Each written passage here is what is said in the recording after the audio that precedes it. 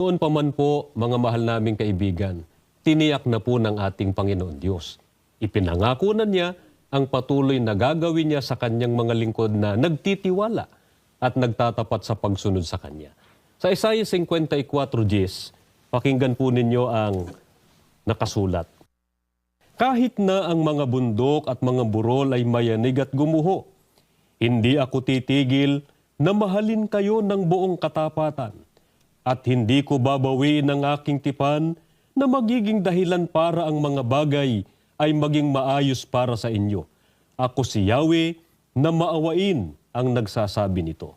Kapatid na ron, ganyan po katibay ang pangako ng ating Panginoong Diyos sa mga kabilang sa kanyang bayan na nagtitiwala sa kanya at sumusunod sa kanyang mga kalooban.